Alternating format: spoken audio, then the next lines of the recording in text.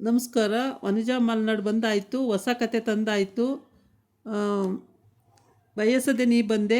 ಈ ಕತೆಯ ಬರೆದವರು ಉಷಾ ನವರತ್ನರಾಮ್ ಅವರ ಆಧಾರಿತ ಕಾದಂಬರಿ. ತುಂಬ ಚೆನ್ನಾಗಿದೆ ಕತೆ. ನೋಡಿ ಎಂಜಾಯ್ ಮಾಡಿ, ಕೇಳಿ ಕತೆನ ಫುಲ್ಲು, ಎಲ್ಲೂ ಸ್ಕಿಪ್ ಮಾಡ್ದಂಗೆ ಪೂರ ಕೇಳಿ. ತುಂಬ ಚೆನ್ನಾಗಿದೆ ಕತೆ. ಇವಾಗ ಸ್ಟಾರ್ಟ್ ಮಾಡ್ತೀನಿ ಕತೆನ. ನನ್ನ ಮನೆಯಲ್ಲಿ ಕೆಲಸ ಮಾಡುವ ಹೆಂಗಸು ಇವರು. ನನ್ನ ಹೆಂಡತಿ ಮನೆಯಲ್ಲಿಲ್ಲ. ನನ್ನ ಮಗಳು ಪರಸ್ಮಲ್ ಅಷ್ಟಕ್ಕೆ ಮಾತ್ರ ನಿಲ್ಲಿಸಿ ಮುಖ ತಿರುಗಿಸಿದ. ಅವರೇನು ಹೇಳ್ತಾರೆ? ಆ ಸರ್ವದಮನ ಬಾಡಿಗೆಗೆ ಅಂತ ಬಂದು ಇವರ ಮಗಳ ಧ್ವನಿ ಜೊತೆ ಚೆಲ್ಲಾಟ ಆಡಿ ಒಂದು ದಿನ ಹೇಳ್ದೆ ಕೇಳದೆ ಓಡಿ ಹೋದ. ಅವಳು ಹೆಸರು ಕೆಡಿಸಿಕೊಂಡು ಅಜ್ಜಿ ಮನೆ ಹೋಗಿದ್ದಾಳೆ. ಮುಂದೆ ಎಲ್ಲಾದರೂ ಒಳ್ಳೆ ಗಂಡು ನೋಡಿ ಮದುವೆ ಮಾಡಿಬಿಡಬೇಕು. ಮಧುಬೇನ್ ಹೇಳಿದಳು. ಜಮುನಾ ಕಿವಿ ಮುಚ್ಚಿಕೊಂಡಳು. ಸುಳ್ಳು ಸುಳ್ಳು, ಸರ್ವ ಅಂಥವನಲ್ಲ. ನಾನು ಸುಳ್ಳು ಹೇಳಿದ್ದೀನ? ಧ್ವನಿನ ನಾನು ಹುಟ್ಟಿದಾಗಿನಿಂದ ನೋಡ್ಕೋತಾ ಇದ್ದೆ. ಅವಳ ಹೆಸರು ಕೆಡೋವಂಥ ಮಾತು ನಾನು ಆಡಿದ್ದೀನ? ಮಳ್ಳಿಯಾಗೆ ಬಂದು ಅವಳಿಗೆ ಬಲೆ ಬೀಸಿ ತಾನು ದೊಡ್ಡ ಶ್ರೀಮಂತ ಮನೆತನದವನು ಹಾಗೆ ಹೀಗೆ ಅಂತ ಸುಳ್ಳು ಹೇಳಿ ಅವಳಿಗೆ ಮೋಸ ಮಾಡ್ದ. ಎಲ್ಲ ಕಡೆ ಅವಳ ಜೊತೆ ಸುತ್ತಾಡ್ದ. ಅವಳ ಮಾತು ನಾವು ನಂಬಿದ್ವಿ. ಮಧುಬೇನ್ ಅಳಲು ಪ್ರಾರಂಭಿಸಿದಳು. ನಾನು ಮಗಳ ಬದುಕು ಚೆನ್ನಾಗಿರಲಿ ಅಂತ ಅವಳ ಅಳಿಯನ ಮಾಡಿಕೊಳ್ಕೋಬೇಕು ಅಂತ ತಯಾರಿದ್ದೆ. ಆದರೆ ಅವಳ ಮನೆಯವರ ವಿಷಯ ಕೇಳಿದಾಗಲೆಲ್ಲ ಮಾತು ಬದಲಿಸ್ತಾ ಬಂದ. ಒಂದು ದಿನ ನಿಜ ಏನು ಅಂತ ತಿಳ್ಕೋಬೇಕು ಅಂತ ಅವನ ಆಫೀಸಿನ ತನಕ ಹೋದೆ. ಈಶ್ವರನಿಂದ ಎಲ್ಲ ತಿಳಿಯಿತು. ಆದರೆ ಆಗೇನು ಮಾಡೋದು? ನನ್ನ ಮಗಳು ಅಂತ ಕೆಡಿಸಿಬಿಟ್ಟಿದ್ದ. ಮದುವೆ ಮಾಡದೆ ವಿಧಿಯೇ ಇರಲಿಲ್ಲ. ಮದುವೆಗೆ ಏರ್ಪಾಡು ಮಾಡ್ತೀನಿ ಅಂತ ಹೇಳಿದ್ಲು. ನಾನು ಊರಿಗೆ ಹೋಗಿ ತಂದೆ ತಾಯಿ ಎಲ್ರಿಗೂ ತಿಳಿಸಿ ಬರ್ತೀನಿ ಅಂತ ಹೋದವನು ಇನ್ನೂ ಮುಖ ತೋರಿಸಿಲ್ಲ. ನನ್ನ ಹೆಂಡತಿ ಹಾಸಿಗೆ ಹಿಡಿದು ನರ್ಸಿಂಗ್ ಹೋಮ್ಗೆ ನಲ್ಲಿದ್ದಾಳೆ. ಮಗಳು ಅಜ್ಜಿಯ ಮನೆಗೆ ಹೋಗಿದ್ದಾಳೆ. ಆಮೇಲೆ ಈಶ್ವರನಿಂದ ಎಲ್ಲ ತಿಳಿಯಿತು. ಗುರುತು ಪರಿಚಯ ಇಲ್ಲದವರಿಗೆ ಬಾಡಿಗೆಗೆ ಕೊಟ್ಟು ಮೋಸ ಹೋದೆವು. ಜಮುನಾ ನಿಬ್ಬೆರಗಾದಳು. ಅವನಿದ್ದ ರೂಮು ಯಾವುದು? ಅವನು ಇಲ್ಲೇ ಇದ್ದ. ಅವನ ಫ್ರಂಟ್ ರೂಮ್ ನಾನೇ ತೆರವು ಮಾಡಿ ಕೊಟ್ಟಿದ್ದೆ. 2 ದಿನದಲ್ಲಿ ನಮ್ಮ ಮನೆಯವಂತನಾಗಿಬಿಟ್ಟಿದ್ದ. ನಮ್ಮ ಜೊತೆ ಊಟ ತಿಂಡಿನೂ ಮಾಡುತ್ತಿದ್ದ. ಅವನನ್ನು ನೋಡಿದರೆ ತುಂಬ ಸಭ್ಯತೆ ಕಾಣುತ್ತಿದ್ದ. ಈಶ್ವರ್ ಹೇಳಿದಂತೆ ಆಫೀಸ್ನಲ್ಲಿ ಲಾಸ್ ಆಗಿದೆಯಲ್ಲ, ನಂಬಲೇಬೇಕು ಅಂತ ಗೊತ್ತಾದಾಗ ಬೇರೆ ದಾರಿ ಏನು ತಿಳಿಯದೆ ನನ್ನ ಮಗಳು ಬಲೆಗೆ ಹಾಕ್ಕೊಂಡು ನಮ್ಮಿಂದ ದುಡ್ಡು ಕಸಿದುಕೊಳ್ಳೋ ಅಂತ ಟ್ರೈ ಮಾಡಿರಬೇಕು. ಪರ್ಸಮಲ್ ಹೇಳಿದಾಗ ಜಮುನಾ ನಡುಗುವ ದನಿಯಲ್ಲಿ ಕೇಳಿದಳು. ನಿಮ್ಮ ಮಗಳು ಫೋಟೋ ಇದ್ದರೆ ತೋರಿಸ್ತೀರಾ? ಅಗತ್ಯವಾಗಿ. ಪರ್ಸಮಲ್ ಜೋಬಿನಿಂದ ಪರ್ಸ್ ತೆಗೆದು ಅದರಲ್ಲಿದ್ದ ಯುವತಿಯ ಫೋಟೋ ತೆಗೆದು ತೋರಿಸಿದ. ಜಮುನಾ ಕಣ್ಣರಳಿಸಿ ನೋಡಿದಳು. ಎಷ್ಟು ಚೆನ್ನಾಗಿದ್ದಾಳೆ! ಸರ್ವನ ಮನಸ್ಸು ಹುಚ್ಚಾದುದರಲ್ಲಿ ಆಶ್ಚರ್ಯವೇನಿಲ್ಲ. ತನ್ನನ್ನು ಹೇಗೆ ಮರೆಯಲು ಸಾಧ್ಯ? ಅವನು ತನ್ನನ್ನು ಚಿಕ್ಕನಿನಿಂದ ದಿಟ್ಟಿಸುತ್ತಿದ್ದ. ಅವನ ಹೃದಯದಲ್ಲಿ ತನಗಲ್ಲದೆ ಬೇರೆ ಯಾರಿಗೂ ಸ್ಥಾನವಿಲ್ಲವೆಂದು 100 ಬಾರಿ ಹೇಳಿದ್ದ. ಅವನೇಕೆ ಹೀಗೆ ಮಾಡಿದ? ಅವನಿಗೆ ಹಣದ ಕೊರತೆ ಇತ್ತೆ ಎಂದು ಅತಿಯಾಸೆ ಪಟ್ಟವನಲ್ಲ. ಜಮ್ಮು ನನಗೆ ದುಡ್ಡು ಮಾಡಿಕೊಳ್ಳಬೇಕೆಂಬ ಆಸೆ ಇಲ್ಲ. ನಿನ್ನ ಬೇಕು ಬೇಡಗಳನ್ನೆಲ್ಲ ತಣಿಸುವಷ್ಟು ಸಂಪಾದಿಸಿದರೆ ಸಾಕು ಎನ್ನುತ್ತಿದ್ದ. ಪಾನೀಯಗಳನ್ನು ತಂದಾಗ ಅವರತ್ತ ನೋಡದೆ ಜಮುನಾ ಸುಕುಮಾರನಿಗೆ ಮೆಲ್ಲನು ಸುರಿದಳು. ನನಗೇನು ಬೇಡ, ಹೋಗೋಣ. ಅವರೇನಾದರೂ ಅನ್ಕೋತಾರೆ. ಅಂದರೆ ಅಂದ್ಕೊಳ್ಳಿ. ಅವಳು ಮುಂಬಾಗಿಲಿನತ್ತ ನಡೆದೇ ಬಿಟ್ಟಳು. ಸುಕುಮಾರ ಪರ್ಸಮಲ್ನತ್ತ ನೋಡಿ ನಕ್ಕ. ಅವಳಿಗೆ ಮನಸ್ಸು ಸರಿಯಿಲ್ಲ.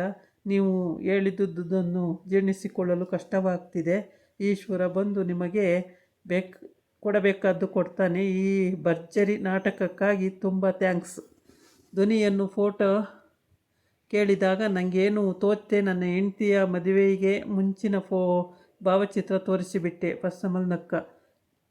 ನನ್ನ ಹೆಸರು ಪರ್ಸಮಲ್ ಅಲ್ಲ, ವಿಜಯ ಚೋಪ್ರಾ ಅಂತ ಅವಳಿಗೆ ಗೊತ್ತಾಗದಿದ್ದರೆ ಆಯಿತು, ಈ ಬಂಗಲೆ ನನ್ನದಲ್ಲ. ಈ ಮಧುಬೆನ್ ಮತ್ತಿತರರು ಬಹಳ ಚೆನ್ನಾಗಿ ನಾಟಕ ಆಡಿದರು. ಎಲ್ಲವರದ್ದು ಸದ್ಯ ತಿಳಿಯಲಿಲ್ಲ. ಜಮುನಾ ಆಗಲೇ ಕಾರಿನಲ್ಲಿ ಹೋಗಿ ಕುಳಿತಿದ್ದಳು. ಆ ಧ್ವನಿಗಿಂತ ತಾನು ಚೆನ್ನಾಗಿರಲಿಲ್ಲವೇ? ತನ್ನನ್ನು ಸರ್ವ ಹೇಗೆ ಅಷ್ಟು ಬೇಗ ಮರೆಯಲು ಸಾಧ್ಯ? ಸುಕುಮಾರ ಬಂದು ಅವಳ ಪಕ್ಕದಲ್ಲಿ ಕುಳಿತ. ತುಂಬ ಅಪ್ಸೆಟ್ ಆಗಬೇಡ. ಇದರದ್ದಲ್ಲೆಲ್ಲ ಆತುರಪಟ್ಟು ಯಾವ ತೀರ್ಮಾನಕ್ಕೂ ಬರಬಾರ್ದು. ನಾಳೆ ಆಫೀಸಿಗೂ ಕರ್ಕೊಂಡು ಹೋಗ್ತೀನಿ. ಅಲ್ಲಿನ ಫಾಸ್ಟ್ ಬಳಿಯೂ ಮಾತಾಡು. ಜಮುನಾ ತುಟಿ ಪಿಟಿಕೆನ್ನಲಿಲ್ಲ. ಅವಳ ಮನಸ್ಸಿನಲ್ಲಿ ದೊಡ್ಡ ಮಹಾಯುದ್ಧವೇ ನಡೆದಿತ್ತು. ಗೆಸ್ಟ್ ಹೌಸ್ ತಲುಪಿದಾಗ ತಂದೆ ಕರೆಯುತ್ತಿದ್ದರು. ಕೇಳದೆ ತನ್ನ ರೂಮಿಗೆ ಹೋಗಿ ಬಾಗಿಲು ಹಾಕಿಕೊಂಡಳು. ಆ ರಾತ್ರಿ ನೀರು ಮುಟ್ಟಲಿಲ್ಲ. ಅರೆ ಕ್ಷಣ ಕಣ್ಣು ಮುಚ್ಚಲಿಲ್ಲ. ಬೆಳಿಗ್ಗೆ ಸುಕುಮಾರನೇ ಅವಳ ರೂಮಿನ ಬಾಗಿಲು ತಟ್ಟಿದ. ಜಮ್ಮು ಆಫೀಸಿಗೆ ಕರೆದುಕೊಂಡು ಹೋಗ್ತೀನಿ ಅಂತ ಹೇಳಿದ್ನಲ್ಲ, ಬರ್ತೀಯೋ ಇಲ್ವೋ? ಇಷ್ಟು ಬೇಗ ಇಷ್ಟಕ್ಕೆಲ್ಲ ಸೋತು ಹೋದೆಯಲ್ಲ. ಅವನ ಮಾತು ಅವಳನ್ನು ಕೆಣಕಿತು. ಬಾಗಿಲು ತೆರೆದಳು. ಅವಳ ಮುಖ ನೋಡುತ್ತಲೇ ಅವಳಿಗೆ ಎಷ್ಟು ಮನದುಬ್ಬರತೆ ಎಂದು ಹೇಳಬಹುದಿತ್ತು. ನಿಂಗೆ ಮನಸ್ಸಿದ್ರೆ ಬಾ, ಇಲ್ದಿದ್ರೆ ಬೇಡ. ಅಲ್ಲಿಯೇ ಕುಳಿತಿದ್ದ ದೇವಿರಯ್ಯ ಮಗಳತ್ತ ನೋಡಿದರು. ಅವನ ಗುಣಗಾನ ಕೇಳಿದೆಯಲ್ಲ, ಅವನಿಗಾಗಿ ನೀನು ಇಷ್ಟು ಕೊರಗೋದು ದಂಡ ಎಂದು ಏನೂ ಕಾಣದಿದ್ದವನು. ಅವರಮ್ಮ, ಅವನ ಫ್ರೆಂಡ್ಸ್, ಕಾಲೇಜ್ ಬಿಟ್ಟು ಏನೂ ಕಂಡಿರಲಿಲ್ಲ. ಜೇಬಲ್ಲಿ ಕಾಸಿರಲಿಲ್ಲ. ಕೈ ತುಂಬ ಕಾಸು, ಭರ್ಜರಿ ಬದುಕು. ನೋಡತ್ಲೂ ನಿಯತ್ತು ಬದಲಾಯಿಸುತ್ತೆ. ನಿಂಗೆ ಏನು ಅನುಭವ ಇದೆ? ಈಗ ತಾನೇ ಪ್ರಪಂಚದಲ್ಲಿ ಕಂಡುಬಿಡ್ತಾ ಇದ್ದಿ. ನೀವು ಸುಮ್ಮನಿರಿ ಅಂಕಲ್. ಅವಳನ್ನು ಏನೂ ಅನ್ಬೇಡಿ. ಪಾಪ, ಅವಳ ಕಷ್ಟ ನಿಮಗೇನು ಅರ್ಥ ಆಗುತ್ತೆ. ಅವಳಿಗೂ ಯೋಚನೆ ಮಾಡೋಕ್ಕೆ ಅವಕಾಶ ಕೊಡಿ. ಸುಕುಮಾರ್ ಮತ್ತೆ ಜಮುನ ಪರ ವಹಿಸಿ ಮಾತಾಡಿದ. ಜಮ್ಮು, ಬರೋ ಹಾಗಿದ್ರೆ ಇನ್ನರ್ಧ ಗಂಟೆ ಟೈಮ್ ಕೊಡ್ತೀನಿ. ನಾನು ಆಫೀಸಿನ ಹತ್ರ ಹೋಗಲೇಬೇಕು. ಏನಾದರೂ ಸ್ವಲ್ಪ ತಿಂದ್ಕೊಂಡು ಬಾ. ಮನಸ್ಸಿಗೆ ಹಿಂಸೆ ಅಂತ ದೇಹ ದಂಡಿಸಬಾರ್ದು. ಜಮುನಾ ಅವಳ ಜೊತೆ ಹೊರಡಲು ತಯಾರಾಗಿ ಬಂದಾಗ ಸುಕುಮಾರ ಗಮನಿಸಿದ. ಅವಳ ಮುಖದಲ್ಲಿ ಇಲ್ಲದ ಗಾಂಭೀರ್ಯ ತಲೆದೂರಿತ್ತು. ಒಂದೇ ದಿನದಲ್ಲಿ ಹಕ್ಕಿಯಂತೆ ಹಾರಾಡುತ್ತಿದ್ದ ರೆಕ್ಕೆ ಮುರಿದಂತಾಯಿತು. ಆಫೀಸಿನೊಳಗೆ ಕಾಲಿಡುತ್ತಲೇ ಸುಕುಮಾರ ಹೇಳಿದ, ನಮ್ಮ ಟೈಪಿಸ್ಟ್ ಭಕ್ತಿ ತುಂಬ ಸ್ಮಾರ್ಟ್ ಆಗಿದ್ಲು. ಅವಳ ಡಿಸೈನ್ ಮಾಡಿ ಹೊರಟು ಹೋದ್ಲು. ನಿಂಗೆ ಇಲ್ಲಿ ಯಾರು ಹೆಂಗಸರು ಇಲ್ಲ. ಆಫೀಸ್ನಲ್ಲಿದ್ದವರಿಗೆಲ್ಲ ಪರಿಚಯಿಸಿದ. ಸರ್ವದ ಮನೆಯಿಂದ ಏನಾದರೂ ನ್ಯೂಸ್ ಬಂತಾ? ಇಲ್ಲ ಸರ್, ಮ್ಯಾನೇಜರು ದೀಕ್ಷಿತ್ ಹೇಳಿದ. ಇನ್ನು ಅವರಿಂದ ನಾವು ಏನು ಎಕ್ಸ್ಪೆಕ್ಟ್ ಮಾಡಬಾರ್ದು. ಯುರೋಪ್ನಲ್ಲಿ ಎಲ್ಲಿದ್ದಾನೋ, ಏನು ಮಜಾ ಮಾಡ್ತಾ ಇದ್ದಾರೋ? ಜಮ್ಮುನ ಕಣ್ಣರಳಿಸಿದಳು. ಯುರೋಪ್ನಲ್ಲಿ? ಸರ್ವದಮನ ಅಲ್ಲೆಲ್ಲ ಸುತ್ತಾಡಲು ಅವನಿಗೆ ಹಣವೆಲ್ಲಿಂದ ಬಂತು? ಆ ಭಕ್ತಿನೂ ಕೆಲಸದಿಂದ ಬಿಟ್ಟು ಹೋಗೋ ಹಾಗೆ ಮಾಡ್ದ. ಅವಳು ಏನಾದರೂ ಕೈಗೆ ಸಿಕ್ಕರೆ ಕೈಕಾಲು ಮುರಿದು ಹಾಕಿ ಅವನನ್ನು ಯೂಸ್ಲೆಸ್ ಮಾಡಿಬಿಡಬೇಕು. ಅವನು ಬದುಕಿದ್ರೂ ಸತ್ತಿರೋ ಹಾಗೆ ಮಾಡಬೇಕು. ದೀಕ್ಷಿತ್ ಹೇಳಿದ. ಅವನು ಮಾಡಿಟ್ಟು ಹೋದ ಎಲ್ಲ ಕಚಡ ಕೆಲಸಗಳಿಗೂ ಸರಿಯಾದ ರೂಪ ಕೊಡೋಕ್ಕೆ ಇನ್ನೂ ಆಗಲಿಲ್ಲ. ಸುಕುಮಾರ ಜಮುನಳನ್ನು ಗಮನಿಸುತ್ತಿದ್ದ. ನೀವು ಅದನ್ನೆಲ್ಲ ಮಾತಾಡಬಾರ್ದು ದೀಕ್ಷಿತ್. ನಾನು ಈ ಆಫೀಸಿಗೆ ಬಾಸ್. ನಾನೇ ಆ ವಿಷಯ ಮಾತಾಡೋಲ್ಲ. ಏನೂ ಆಗಬಾರ್ದು, ಆಗಿ ಹೋಯ್ತು. ಅವರ ಮೇಲೆ ಗೋರಿ ಯಾಕೆ ಕಟ್ಟಬೇಕು? ಮುಂದೆ ಆಗಬೇಕಾಗಿರೋ ಕೆಲಸ ನೋಡ್ಕೊಳ್ಳಿ. ದುಡ್ಡು ಏನೋ ಇವತ್ತು ಬರುತ್ತೆ, ನಾಳೆ ಹೋಗುತ್ತೆ. ಮಾಡೋ ಒಳ್ಳೆ ಕೆಲಸನೇ ಯಾವಾಗಲೂ ನಿಲ್ಲೋದು. ಜಮುನ ಮುಖ ತಿರುಗಿಸಿಕೊಂಡು ನಿಂತಳು. ಯಾರಾದರೂ ಏನಾದರೂ ಕೇಳಿ ತಿಳ್ಕೊಬೇಕು ಅಂದರೆ ಇವರ ಜೊತೆ ಮಾತಾಡ್ತಾ ಇರೋ. ನಾನು ಹೊರಗೆ ಹೋಗಿ ಬರ್ತೀನಿ. ಜಮುನಾ ಅವನ ಕೈ ಹಿಡಿದು ಜಗ್ಗಿದಳು. ನಾನು ನಿನ್ನ ಜೊತೆ ಬರ್ತೀನಿ. ನೀನು ಈ ಆಫೀಸ್ಗೆ ಬಾಸ್, ಒಂದು ರೀತಿಲಿ ಪಾರ್ಟ್ನರ್. ಎಲ್ಲ ವಿಚಾರಿಸ್ಕೊ. ಸುಕುಮಾರ ಅವಳ ಕೈ ಬಿಡಿಸಿಕೊಳ್ಳಲು ಯತ್ನಿಸಿದ. ನನಗೇನು ಬೇಡ, ನಾನು ಅಪ್ಪನ ಹತ್ರ ಹೋಗಬೇಕು. ಸುಕುಮಾರ ಅವಳನ್ನು ಕರೆತರಲೇ ಅವಳು ಓಡಿ ಹೋಗಿ ತಂದೆಯ ತೆಕ್ಕೆಗೆ ಬಿದ್ದಳು. ಅಪ್ಪ, ನನಗೆ ಯಾವುದನ್ನು ನಂಬೋಕ್ಕೆ ಆಗ್ತಾ ಇಲ್ಲ. ಸರ್ವ ಈಗೇನು ಮಾಡ್ತಾನೆ ಅಂತ ಕನಸು ಮನಸ್ಸಿನಲ್ಲೂ ನೆನೆಸಿರಲಿಲ್ಲ. ಅಳುವುದಕ್ಕೆ ಪ್ರಾರಂಭಿಸಿದಳು. ನಿಂಗೆ ನಂಬೋಕ್ಕೆ ಆಗದಿದ್ದರೆ ತಾಳು, ಇನ್ನೂ ಕೆಲವು ತೋರಿಸ್ತೀನಿ. ನಾನು ಯಾರಿಗೋ ತೋರಿಸಿದೆ ವಚ್ಚಿಟ್ಟಿದ್ದೆ. ಸುಕುಮಾರ್ ತನ್ನ ರೂಮಿಗೆ ಹೋಗಿ 4-6 ಪಿಕ್ಚರ್ ಪೋಸ್ಟ್ ಕಾರ್ಡ್ಗಳನ್ನು ತಂದು ತೋರಿಸಿದ. ನಾನು ಸರ್ವನ್ನ ಎಲ್ಲ ತಪ್ಪನ್ನು ಮನ್ನಿಸಿಬಿಟ್ಟೆ. ಮನುಷ್ಯ ಎಡವುವುದು ಸಹಜ. ನನ್ನ ಪ್ರಕಾರ ಅವನು ಮರೆತಿಲ್ಲ. ಅವನ ಊಟ ಮಾಡಿದ ಹಣ ನಾನು ಕಟ್ಟಿದೆ. ಅವನೀಗ ಯುರೋಪಿಯನ್ ಟೂರ್ನಲ್ಲಿದ್ದಾನೆ. ನನಗೆ ಆಗಾಗ ಒಂದೊಂದು ಕಾರ್ಡ್ ಕೀಚಿ ಹಾಕ್ತಾನೆ ನೋಡು. ಜಮುನಾ ನಡುಗುವ ಕೈಗಳಿಂದ ಕಾರ್ಡುಗಳನ್ನೆತ್ತಿಕೊಂಡಳು. I am fine, enjoying everything. It's even here. Everything is super. ಹೀಗೆ ಒಕ್ಕಣೆಗಳ ಕೆಳಗೆ ಅವನ ಸಹಿ. ಒಂದು ಬೆಲ್ಜಿಯಂನಿಂದ, ಒಂದು ಮರೈಸ್ನಿಂದ, ಮತ್ತೊಂದು ಪ್ಯಾರಿಸ್ನಿಂದ, ಹೀಗೆ ಹಲವಾರು. ಅವನದೇ ಹಸ್ತಾಕ್ಷರ, ಸಂದೇಹವೇ ಇಲ್ಲ. ನೀನೇ ನೋಡು, ಒಂದು ಬಾರಿಯೂ ನಿನ್ನ ಕೇಳಿಲ್ಲ. ನನಗೆ ಬಿಟ್ಟು ಯಾರನ್ನಾದರೂ ಬರೆದಿಲ್ಲ ಅಂತ ಕಾಣಿಸುತ್ತೆ. ಅವನು ತಾಯಿಗೆ ಬರೆದಿರಬಹುದು. ಇಲ್ಲ, ಬರೆದಿದ್ರೆ ಆಂಟಿ ಹೇಳ್ತಾ ಇದ್ರು. ಜಮುನಾ ತೊದಲಿದಳು. ಅವಳಿಗೆ ಅದು ಆಂಟಿ ಎಂದಿಗಿಂತ ಉಲ್ಲಾಸದಿಂದಿದ್ದರು. ಅವರಿಗೆ ಸರ್ವ ಬರೆದಿರಬೇಕು.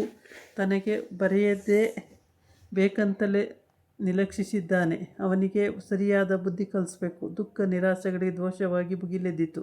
ದೇವಿರಯ್ಯ ಸುಮ್ಮನೆ ಕುಳಿತರು.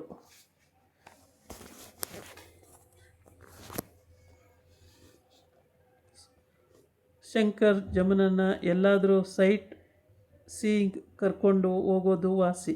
C needs A change. ಎಲ್ಲಿ ಕರ್ಕೊಂಡು ಹೋದ್ರೇನು? ನ್ಯಾಯವಾಗಿ ಇವಳು ಬದುಕು ಭವಿಷ್ಯ ಹಾಳಾಗಿ ಹೋಯ್ತಲ್ಲ. ಮುಂದೆ ಇವಳ ಗತಿ. ನಾನು ಮೊದಲೇ ಹಾರ್ಟ್ ಪೇಷೆಂಟು. ಎಷ್ಟು ದಿನದವನು. ಇವಳಿಗೊಂದು ಮದುವೆ ಮಾಡಿದರೆ ಚೆನ್ನಾಗಿರೋದು. ಅವಳನ್ನ ನಂಬಿಸಿ ಮೋಸ ಮಾಡಿ ಕೈಬಿಟ್ಟು ಹೋದ. ಇವಳನ್ನ ಯಾರು ಮದುವೆ ಮಾಡ್ಕೋತಾರೆ? ನಾನು ತಲೆ ಎತ್ತಿ ತಿರುಗಾಡೋ ಆಗಿಲ್ಲ. ಅದಕ್ಕೆ ಇಲ್ಲಿಗೆ ಬಂದುಬಿಟ್ಟಿದ್ದು. ಜಯಂತಿ ಮತ್ತೆ ಮನೆಯವರ ಅವತ್ತು ಅವಳನ್ನ ಕೇಳಿದ್ರಂತೆ. ನಿನ್ನ ತಂಗಿನ ಆ ಹುಡುಗನ ಜೊತೆ ಅಷ್ಟು ಸಲಿಗೆಯಿಂದ ಓಡಾಡೋಕ್ಕೆ ಬಿಟ್ಟಿದ್ದೀರಲ್ಲ, ಮದುವೆ ಮಾಡೋಲ್ವಾ?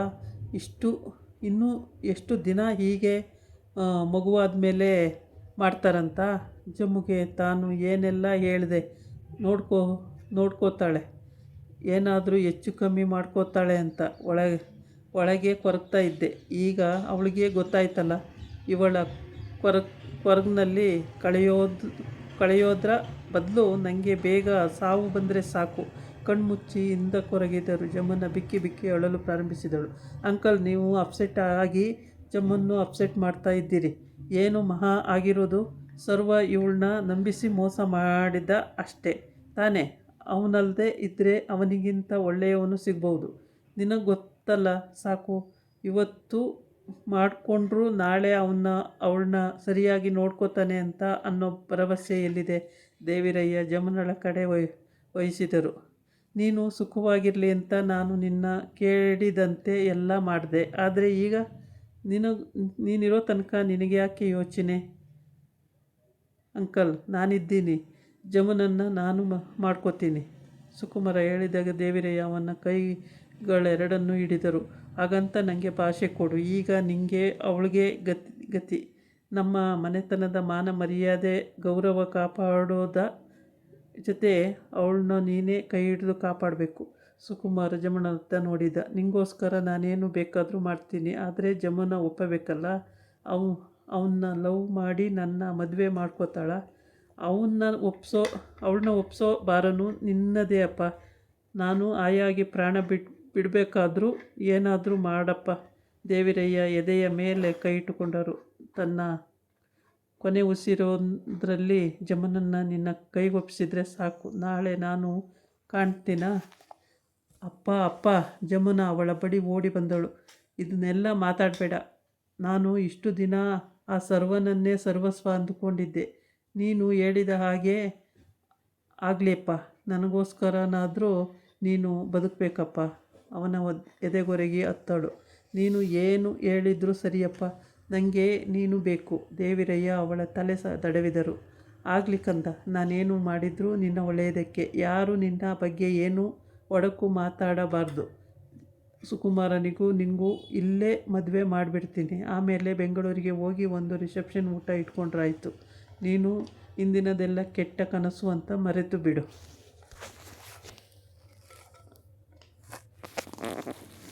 ಒಂದು ವಾರದಲ್ಲಿ ಏನೆಲ್ಲ ನಡೆದು ಹೋಯಿತು ಎಂದು ಜಮುನಾ ಯೋಚಿಸಲು ಆಗಲಿಲ್ಲ. ಸರಳವಾಗಿ ಸುಕುಮಾರಂಗೂ ಜಮುನಳಿಗೂ ಮದುವೆಯಾಗಿ ಹೋಯಿತು. ಸುಕುಮಾರನ ತಂತ್ರ ಚೆನ್ನಾಗಿ ಫಲಿಸಿತು. ದೇವರಾಯನವರು ಸುಪ್ರೀತರಾಗಿದ್ದರು. ಸುಕುಮಾರ ಒಂದೇ ಏಟಿಗೆ 2 ಅಕ್ಕಿ ಹೊಡೆದಿದ್ದ. ದೇವರಾಯನವರ ಆಸ್ತಿಯೆಲ್ಲ ಅವನ ಹಿಡುವಳಿಗೆ ಬಂದಿತ್ತು. ಜಮುನಳಂತಹ ಹೆಂಡತಿ ಸಿಕ್ಕಿದಳು. ಜೊತೆಗೆ ಅವನ ಪಾಂಚಾಲಿ ಅವನಿಗೆ ಉಳಿದಿದ್ದಳು. ಜಮುನಾ ಮನಸ್ಸು ಸರಿಹೋಗುವವರೆಗೆ ನಾವು ಅವಳನ್ನು ಮುಟ್ಟೋದಿಲ್ಲ, ಸುಕುಮಾರ ಹೇಳಿದ. ಅಂತೆಯೇ ನಡೆದುಕೊಂಡಿದ್ದ. ಮದುವೆ ರಿಸೆಪ್ಷನ್ ಡಿನ್ನರಿಗಾಗಿ ಏರ್ಪಾಡು ಮಾಡಲು ಜಯಂತಿಯೇ ಬರಬೇಕಾಯಿತು. ಅವಳಿಗೆ ಹಿಂದೆ ಮುಂದೆ ಏನೂ ತಿಳಿಯದು. ತನ್ನ ತಂದೆ ಸುಕುಮಾರ ಜಮುನಾ ಹೇಳಿದ್ದು ನಿಜವೆಂದುಕೊಂಡಿದ್ದಳು. ಸರ್ವದಮನ ತನ್ನ ತಂಗಿಯ ಬದುಕಿನೊಂದಿಗಾಡಿ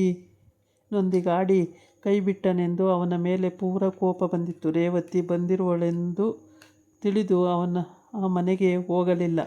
ಜಮುನಳ ಮೊದಲಿನ ಹುಡುಗಾಟ, ತುಂಟತನ ಎಲ್ಲ ಮಾಯವಾಗಿತ್ತು. ಹೊಸ ಹುಡುಗಿಯಾಗದೆ ಗಾಂಭೀರ್ಯವೇ ಮೈವೆತ್ತಿದ ಬಂದಂತಹ ಹೆಂಗಸಾಗಿದ್ದಳು. 10 ಮಾತಾಡಿದರೆ 1 ಮಾತಾಡುತ್ತಿದ್ದಳು. ಜಯಂತಿಗೆ ಅವಳನ್ನು ನೋಡಿದಾಗ ರೋಷ ಉಕ್ಕಿ ಹರಿಯುತ್ತಿತ್ತು. ಎಂತಹ ನೀಚ ಸರ್ವದಮನ, ಎಂತಹ ಕೆಟ್ಟ ಜನ ಜಮುನಮ್ಮನ ಮನೆಯವರು.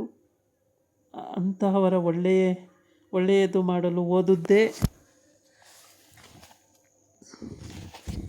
ನಮ್ಮ ತಪ್ಪು. ಅವರನ್ನು ನಂಬಿ ಅನ್ಯಾಯವಾಗಿ ನನ್ನ ತಂಗಿಯ ಬದುಕು ಹಾಳಾಯಿತು. ರೇವತಿ ಯಾವಾಗಲೂ ನನ್ನನ್ನು ವಹಿಸಿಕೊಂಡು ಮಾತನಾಡುತ್ತಿದ್ದಳು. ಅವಳು ಒಂದು ತರಹ ಗೋಮುಖ ವ್ಯಾಘ್ರ. ತಕ್ಷಣಕ್ಕೆ ಕರೆಯೋಲೆ ಹಂಚಲು ಜಯಂತಿ ಕಾರಿನಲ್ಲಿ ಹೊರಟಿದ್ದಾಗ ಕಾರನ್ನು ದೇವರಾಯನವರ ಒಬ್ಬರ ಸ್ನೇಹಿತ ಮನೆ ಮುಂದೆ ನಿಲ್ಲಿಸಿದಾಗ ರೇವತಿ ಅಲ್ಲಿಯೇ ಎದುರಾದಳು. ಅದೇ ದಾರಿಯಲ್ಲಿ ಅವಳು ತನ್ನ ನಾದಿನಿಯ ಮನೆಯ ಹಿಂದಿರುಗುತ್ತಿದ್ದಳು. ಓ ಜಯಂತಿ! ರೇವತಿ ಅವಳೆದುರು ನಿಂತಿದ್ದಳು. ಎಷ್ಟು ದಿನಗಳಾಗಿ ಹೋಯ್ತು ನಿನ್ನ ನೋಡಿ. ಜಯಂತಿ ಅವಳತ್ತ ನೋಡಿಯೂ ನೋಡದಂತೆ ರಸ್ತೆ ದಾಟಿ ದೊಡ್ಡ ಬಂಗಲೆ ಒಳಕ್ಕೆ ಮಾಯವಾದಳು. ಜಯಂತಿ ಜಯಂತಿ ಎಂದು ಕರೆದರೂ ಕಿವಿಗೊಡದೆ ಹಾಕಿಕೊಂಡಿರಲಿಲ್ಲ. ರೇವತಿ ಮನೆಗೆ ಬಂದು ತಾಯಿಯ ಮುಂದೆ ನಡೆದ ವಿಷಯ ತಿಳಿಸಿದಾಗ ಅವರು ನಂಬಲಿಲ್ಲ. ಏನು ಅವಸರ ಕೆಲಸದಲ್ಲಿದ್ದಾಳೋ ಏನೋ, ನೀನೇ ಅವಳನ್ನ ಮನೆಗೆ ಹೋಗಿ ಮಾತಾಡಿಸ್ಕೊಂಡು ಬಾ ಎಂದು ಅವ್ರ ಅಮ್ಮ ಹೇಳ್ತಾಳೆ. ಆವಾಗ ಜಯಂತಿ ಅವಳಿಗೆ ಮೈ ಹುಷಾರಿಲ್ವೋ ಏನೋ ವನಜಮ್ಮ ಹೇಳಿದಾಗ ರೇವತಿ ಮನಸ್ಸಿನ ಆತಂಕ ಹೋಗಲಿಲ್ಲ. ಏನಾದರಾಗಲಿ ಹೋಗಿ ವಿಚಾರಿಸಿಕೊಂಡು ಬರಲೇಬೇಕೆಂದು ಮಾರನೆಯ ದಿನವೇ ರೇವತಿ ಜಯಂತಿಯನ್ನು ನೋಡಿ ಬರಲು ಹೊರಟಳು. ಗೇಟಿನ ಬಳಿಯೇ ಅವಳಿಗೆ ಅಡ್ಡದಾರಿ ಕಾದಿತ್ತು. ಜಯಂತಿಯ ಮಕ್ಕಳಿಗೆ ನೀರು ಹಾಕಲು ಬರುತ್ತಿದ್ದ ಕಾಕುಬಾಯಿ ಎದುರಾದರು. ಏನಮ್ಮ ರೇವತಿ, ಚೆನ್ನಾಗಿದ್ದೀಯಾ? ಬಾಯಿ ತುಂಬ ಕೇಳಿದರು. ಇದೇನಿ ಕಡೆ ಇಷ್ಟು ಅಪರೂಪ? ಹ್ಞೂ ಕಾಕುಬಾಯಿ, ಚೆನ್ನಾಗಿದ್ದೀನಿ. ಹೀಗೆ ಜಯಂತಿಯನ್ನು ಜಮ್ಮನ್ನ ನೋಡಿಕೊಂಡು ಹೋಗೋಣ ಅಂತ ಬಂದೆ. ರೇವತಿ ನಕ್ಕಳು. ಅವರಿಬ್ಬರು ಈಗೆಲ್ಲಿ ಸಿಗ್ತಾರೆ? ಜಯಂತಿಗೆ ಇನ್ವಿಟೇಷನ್ ಕೊಟ್ಟು ಎಲ್ಲರನ್ನು ಕರೆದು ಬರೋಕ್ಕೆ ಒತ್ತೇ ಸಾಲದು. ನಿಂಗಿನ್ನೂ ಕೊಟ್ಟಿಲ್ವಾ? ಬರ್ತಾಳೆ ಬಿಡು. ಇನ್ವಿಟೇಷನ್ನು ಯಾರದು? ಏನು ಸಮಾಚಾರ? ಏನು ಸಮಾರಂಭ? ರೇವತಿ ಕಣ್ಣರಳಿಸಿದ. ನಿಂಗೆ ಗೊತ್ತಿಲ್ವಾ?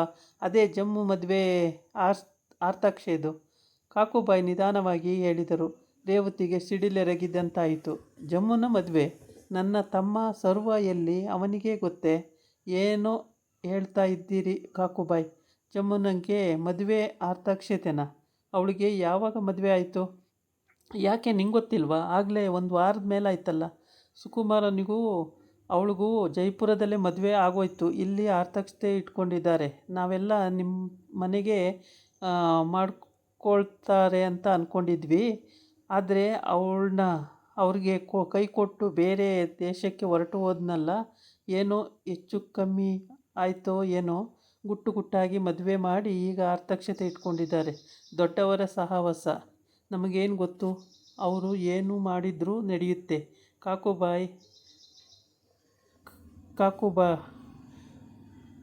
ಕಾಕುಬಾಯಿ ಹೊರಟೇ ಬಿಟ್ಟರು. ರೇವತಿ ಅರಕ್ಷಣ ಅಲ್ಲಿಯೇ ಶಿಲೆಯಂತೆ ನಿಂತಳು. ತಾನು ಕನಸು ಕಾಣುತ್ತಿಲ್ಲ ತಾನೇ? ಜಮುನಾ ಸರ್ವನನ್ನು ಮರೆತು ಸುಕುಮಾರನನ್ನು ಹೇಗೆ ಮದುವೆಯಾದಳು?